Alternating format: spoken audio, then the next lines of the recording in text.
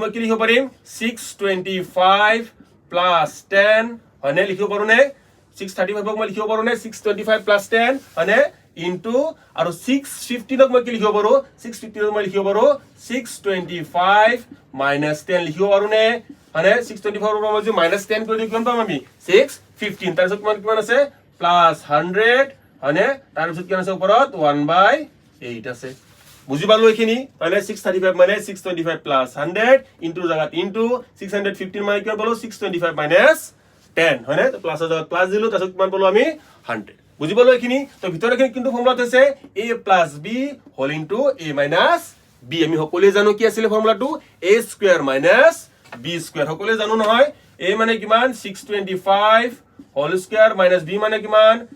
কিমান আছে b মানে 10 হয়নে plus 100 whole to the power কিমান আছে 1/8 এটা সব 10 স্কয়ার মানে কিমান 10 স্কয়ার মানে 100 মানে -100 প্লাস 100 এটো কি হৈ গল ক্যান্সেল আমাৰ থাকিল কিমান 625 হোল স্কয়াৰ কিমান থাকিল 625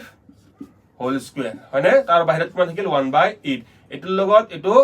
ক্যান্সেল মানে এটোৰ লগত এটো ক্যান্সেল হৈ কিমান থাকিল বাহিৰত 4 হয়নে আৰু আমি কি জানো যে 625 মানে কিমান 625 মানে 5 to the power 4 হয়নে ওপৰ বাহিৰত এটা কিমান আছে 1/4 আছে এটো 4 ক্যান্সেল থাকিলে কিমান গয় কেৱল 5